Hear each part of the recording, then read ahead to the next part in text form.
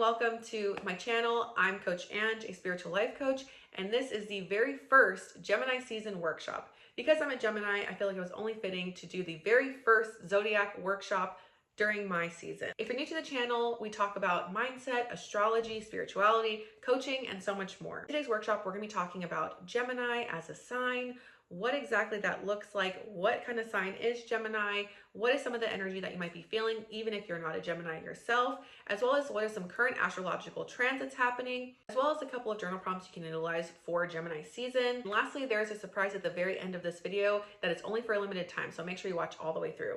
And before we jump in, of course, please make sure to like and subscribe. And this is a pay what you can type of workshop. To support this channel, there is a link down below in the description box. And you can follow me on all socials at Coach Ange222. So Gemini, they are the twins. You may have heard some good and some bad things about Geminis. Dates for Gemini season, May 20th through June 21st. In the zodiac wheel, there are 4 different elements, which would be earth, fire, air, and water. And Gemini is an air sign and a mutable sign. Mutable just meaning adaptable, flexible, versatile. The other mutable signs being Pisces, Virgo, and Sagittarius. And Gemini's sister sign is Sagittarius because in the zodiac wheel, they are directly across from each other. Gemini is ruled by Mercury, the planet of communication. And so a lot of times we hear about Mercury retrograde and how there's always issues with verbal communication, phone communication, traveling issues because Mercury is the planet of communication.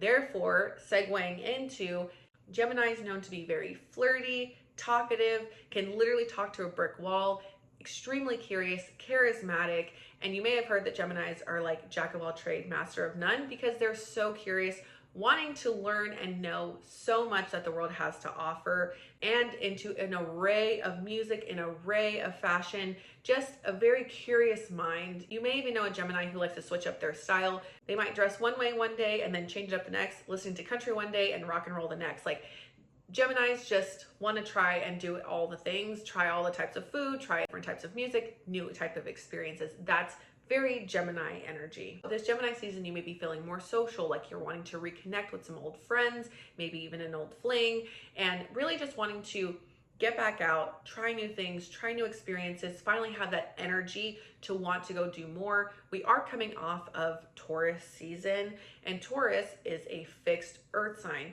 And the reason why I do this is because Taurus has a very grounded type of energy, whereas an earth sign versus an air sign, very different. Earth signs want to be grounded. They want to stay home. They want to just chill. They may be more homebody. They want to, just relax, get a massage. Whereas Gemini is like, I want to be out and about. Think literally the air. They're all over the place. They're everywhere. And you can't really grab on or hold on to the air. As an air sign, kind of, all over the place, wanting to try and do different things. It's very different than an earth sign. So you may have felt very much more calm, cool, collected energy in Taurus season. Whereas now you're like, you know what? I did enough staying at home, or I did enough, napping. I did enough chilling. Now in Gemini season, I want to get out. I want to go try new things, maybe travel a little bit. Again, maybe get out with my friends, go to the pool, do something to where I'm just out and about. That may be the energy that you're feeling. The other thing that you might be feeling is wanting to learn something new or try something new, right? Like Geminis are a very curious type of sign. So even if, again, you're not a Gemini, you may be feeling the need to want to learn more or get past that surface level type of conversation, because Geminis have a very big need for intellectual stimulation. Therefore, you may be wanting to get past the, hey, how's your day? What does the weather look like? That is going to be very much Gemini energy. So if you're finding yourself asking more questions or Googling more, that may be why. What I will say for Gemini season is a couple of things. Make sure to think before you speak. Again, Gemini energy is kind of a little scatterbrained, maybe even a little ADHD vibe. So make sure that you stop and think before you communicate, before you just spit out what's on the top of your mind. Again, coming out of Taurus season where you're feeling a little bit more like, I need to get organized, I need to be serious, I need to be in that kind of energy. I would say for sure, go and have some fun in the sun with a friend, go get out and about. So current transits that are happening right now, we have some big things happening in the stars, okay?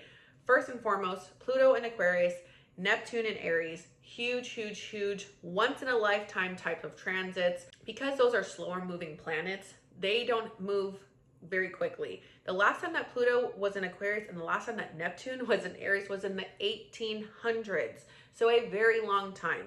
Again, AKA meaning a once in a lifetime transit for us right now on Earth, you know? Saturn is about to temporarily move out of the sign of Pisces and into the sign of Aries, some more Aries energy. And Saturn has been in Pisces for 2 years. Pisces, remember, like I mentioned, another mutable sign. The running joke is they call Saturn Daddy Saturn because Saturn is a planet of like discipline and really just logical energy, a little less emotional, very much more practical, factual type of vibe. Again, very much discipline, very much about learning life lessons. So Saturn is a very stern type of energy. And so the mutable signs over the last 2 years have probably had a lot of life lessons, had to be disciplined, and just not as much fun.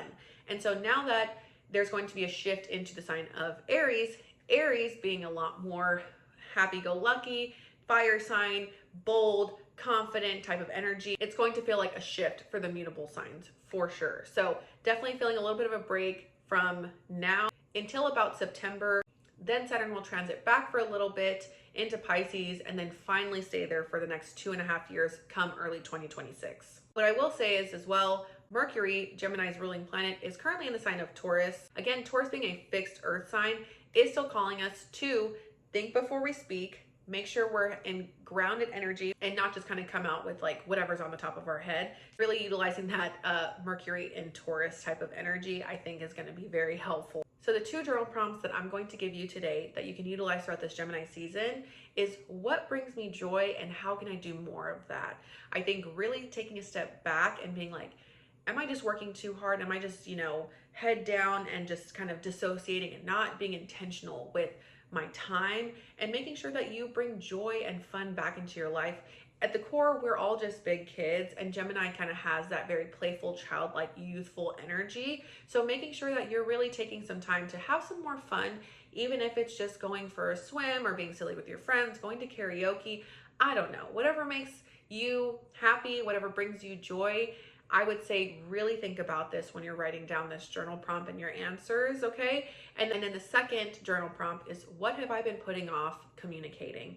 So this could be something that you've been wanting to communicate with a friend, with a partner, with your job. Like, what have you been kind of holding back that, again, Gemini's ruling planet being Mercury, this is a good time to really utilize this energy and Mercury in Taurus of let me think before I speak, but let me be very intentional and communicate it.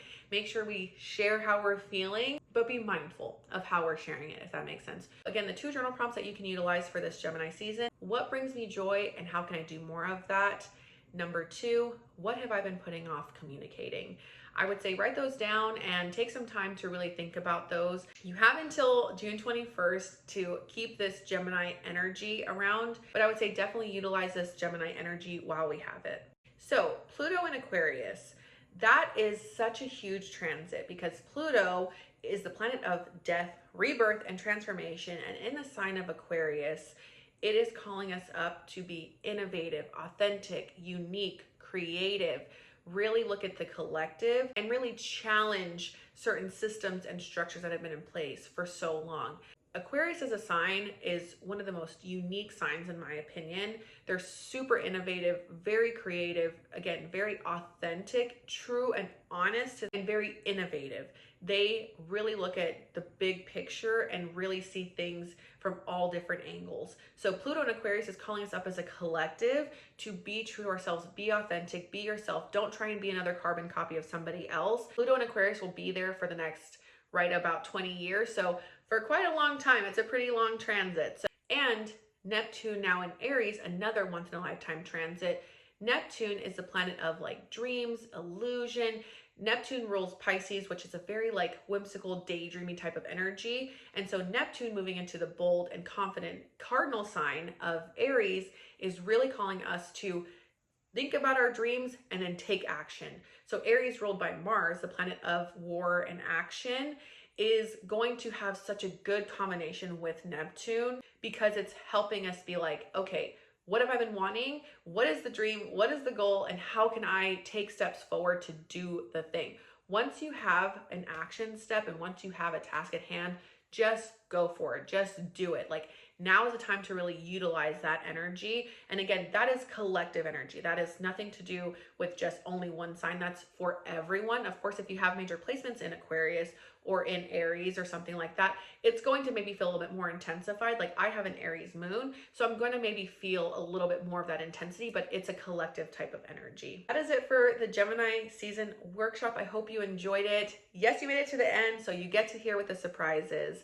So I will be offering 32% off one-on-one clarity calls because I will be turning 32 on the 14th during Gemini season. So I wanted to offer a cool way to help you and get to celebrate my birthday in a fun way. And you can book that down below. During a clarity call, we get really clear on what are some next steps for you, touch a little bit on your astrology in particular, how you can best utilize this Gemini season energy as well, and how you can start to shift and change your mindset to really move your life forward in your career, in your life, in your goals, and more. So if you're interested in taking a look at that, please click down below and you can book your one-on-one clarity call now.